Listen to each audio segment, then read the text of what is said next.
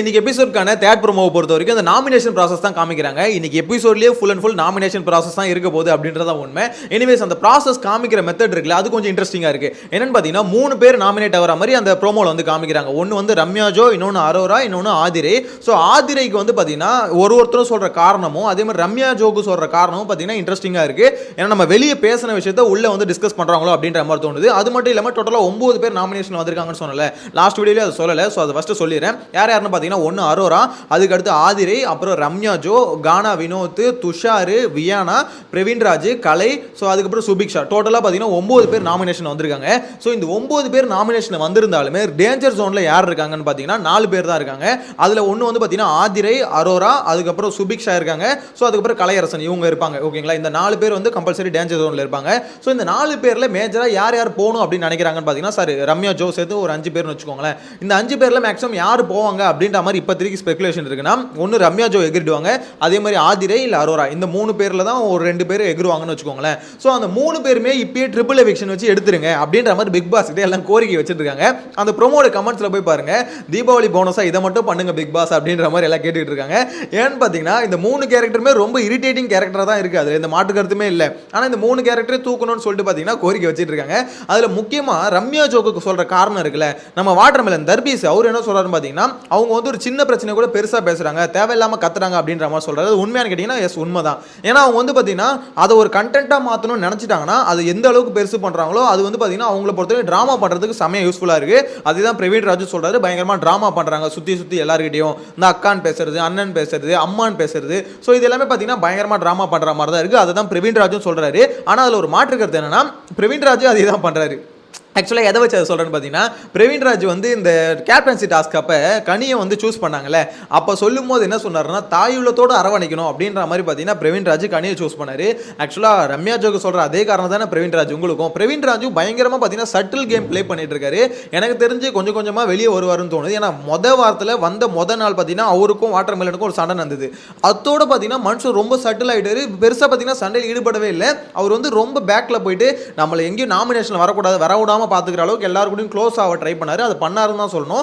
ஆனால் இந்த வாரம் பார்த்தீங்கன்னா நாமினேஷன் வந்துட்டாரு. அவருக்கான ஓட்டுகளும் எப்படி இருக்க போகுது அப்படின்றத வெயிட் பண்ணி தான் பார்க்கணும். ஆனால் முக்கியமான விஷயம் என்ன பொறுத்த வரைக்கும் என்னன்னா, பிரவீன் ராஜ் வந்து இந்த மாதிரி கேம் வந்து சட்டிலாக ப்ளே பண்ணுவார் அப்படின்ற மாதிரி எதிர்பார்க்கவே இல்லை. நான் இனிஷியலாக என்ன நினச்சேன்னா, இந்த ஆள் பயங்கரமான எப்படி சொல்றது வாய் விடுறாரு, துருதுருன்னு இருக்காரு, இவர்கிட்ட இருந்து நிறைய கண்டென்ட் வரும் அப்படின்னு நினைச்சேன். அப்படியே பேக் அடிச்சாருங்க. ஒரு வாரத்தில் 2 நாள் பஞ்சாயத்து ஆனோன்னு அப்படியே பேக் அடிச்சு அவர் இருக்கிற இடமே தெரியல. யோசிச்சு பாருங்களேன், பிரவீன் ராஜ் எப்படி கண்டென்ட் கொடுத்தாரு நாள். அதுக்கடுத்து இந்த மனுஷன் இருக்கிறதே தெரியல. வாட்டர்மெலன் பக்கத்திலே போல, வாட்டர்மெலனே இவரை கலாச்சா கூட அவர் வந்து பார்த்தீங்கன்னா வாட்டர்மெலனை எதிர்க்கவே மாட்டாரு. ரொம்ப இந்த ஆள்கிட்ட வச்சுக்க வேணாம் அப்படின்ற மாதிரி பார்த்தீங்கன்னா ஒதுங்கி போறாரு. ஸோ அந்த அளவுக்கு பார்த்தீங்கன்னா ரொம்ப சட்டில் கேம் ப்ளே பண்றாரு. ஆனால் என்னைக்கோ ஒரு நாள் எக்ஸ்போஸ் ஆகிடும். அதாவது இந்த மாதிரி நம்ம வந்து ஒரு ஆக்ட் பண்ணிக்கிட்டே வச்சுக்கோங்களேன், உள்ளுக்குள்ளே இருக்க கோவம் கண்டிப்பாக என்னைக்காவது ஒரு நாள் வெடிக்கும். அது கண்டிப்பாக வாட்டர்மெலன் கிட்ட தான் வெடிக்கும் அப்படின்றதுல எந்த மாற்று கருத்துமே இல்லை. எனிவேஸ் இவங்க சொல்கிற காரணம் எப்படி, இன்னொன்று அரோராக்கு கானா வினோத் சொல்கிறார்ல, இந்த மாதிரி இந்த வீட்டில் இருந்துட்டு அதுக்கடுத்து அந்த வீட்டுக்கு வந்து விளையாடிட்டு இருந்தாங்க, அதாவது சூப்பர் டீலக்ஸில் இருந்துட்டு இந்த வீட்டுக்கு விளையாடிட்டு இருந்தாங்க, எங்கள் வீட்டுக்கோசம் விளையாடவே இல்லை அப்படின்ற மாதிரி சொல்கிறார்ல, அது உண்மை தான். ஏன்னா அவங்க வந்து பார்த்தீங்கன்னா டபுள் கேம் ஆடுறாங்கன்னு கூட சொல்ல முடியாது, அது டபுள் கேம்னு கூட சொல்ல முடியாது. பிக் பாஸ் ஹவுஸுக்கு மட்டுமே பார்த்தீங்கன்னா ஃபேவரபுளாக விளையாடிட்டு இருந்தாங்க. இந்த பாயிண்ட்டை விஜய் சேதுபதி கிட்ட எடுத்து டிஸ்கஸ் பண்ணாங்க. ஆனால் கரெக்டான பாயிண்ட் எடுத்து வைக்கல. அதனால ஆதிரை வந்து தப்புச்சிட்டாங்கன்னு தான் சொல்லணும். ஆதிரை பண்ணது உண்மையிலே ரொம்பவே ஒஸ்டான விஷயம். ஏன்னா இந்த வீட்டுக்கு ஆடுறதுக்கு வந்துட்டு இந்த வீட்டு சாப்பாடை சாப்பிட்டு நீ அந்த வீட்டுக்கு விசுவாசமா இருந்தா அது எப்படிமா நியாயம் அப்படின்ற கேள்வி இருக்குல்ல. ஸோ இதை வந்து ஆதிரை வந்து கரெக்டான பாயிண்ட்டை வச்சு ஹவுஸ்மேட்ஸ் யாராவது அடிச்சிருந்தா கரெக்டாக மாட்டியிருப்பாங்க. ஆனால் யாரும் கரெக்டான பாயிண்ட் எடுக்காததுனால ஆதிரை தப்புச்சிட்டாங்க. சரி அவங்க தான் அடிக்கலப்பா, விஜய் சேதுபதி கேட்கணும்ல அப்படின்னு யோசிச்சிங்கன்னா இருக்கிற பஞ்சாயத்தையே மனுஷன் மறந்துட்டு போயிடுறாரு. இதெல்லாம் எங்க எடுத்து கேட்பாரு அப்படின்ற மாதிரி தான் தோணுது. ஏன்னா 10 பஞ்சாயத்து நடந்தா அதில் ஒரு 4 கேட்டாலே பெரிய விஷயம் அப்படின்ற மாதிரி தான் இப்போதைக்கு விஜய் சேதுபதி ஹோஸ்டிங் ஸ்டைல் போயிட்டு இருக்கு. ஸோ அதனால் அவர்கிட்ட எக்ஸ்பெக்ட் பண்ண முடியாது. உங்களுக்கு ஒரு பிரச்சனையா நீங்கள் தான் எதிர்த்து பேசணும். நீங்கள் பேசுகிற விஷயத்தில் வேணால் ஒரு டாபிக் எடுத்து இப்படி ஒரு பிரச்சனை நடந்திருக்கா அப்படின்ற மாதிரி அதுக்கப்புறம் வேணால் டிஸ்கஸ் பண்ணுவாரே தவிர அவராக வந்து இந்த பிரச்சனையை கேட்பாரு அப்படின்னு நினச்சா வேலைக்கே ஆகுது. ஒன்றுமே இல்லை, மறந்துட்டு போயிடுவார் மனுஷன். எனிவேஸ் இதுக்கப்புறம் பார்த்தீங்கன்னா ரம்யா ஜோ சொன்னாங்க, அப்புறம் ஆதிரை சொன்னாங்க, நெக்ஸ்ட் அரோராவை சொல்லும்போது மெயினான காரணம் என்ன சொல்கிறாங்கன்னா, இந்த வீட்டுக்குள்ளே வந்து அவங்க வந்து ரொம்ப சொகுசாக வாழ்கிறாங்க அப்படின்ற மாதிரி சொல்கிறாங்க. யார் கெமி வந்து சொல்கிறாங்க. ஸோ அவங்க சொல்கிறதுக்கான மீனிங் என்னென்னு பார்த்தீங்கன்னா, அதாவது இந்த வீட்டுக்குள்ளே அவங்க ஒரு மாதிரி ஜாலியாகவே சுற்றிட்டு இருக்காங்க. ஒரு மாதிரி எந்த ஒரு டாஸ்கில் எதுலேயும் பெருசாக ஈடுபடுறதில்லை. இருக்கிறோமா நம்ம பாட்டுன்னு ஒரு மேக்கப் பண்ணிக்கிறோமா, ஜாலியாக சுற்றுறோமா, ப்ரெசென்டபுளாக இருக்கமா, 4 பசங்களை வந்து கரெக்ட் பண்ணுறோமா, அவங்க கூட ஒரு டூயட் பாடுறோமா, நைட்டில் ஏன்னா கொஞ்சம் கண்டென்ட் கொடுக்குறோமா அப்படின்ற மாதிரி ஒரு மாதிரி ஜாலியாக வாழ்ந்துட்டு போயிடுறாங்க. ஸோ இது வந்து கொஞ்சம் சரியில்லை அப்படின்ற மாதிரி பார்த்தீங்கன்னா அரோராவை நாமினேட் பண்ணுறாங்க.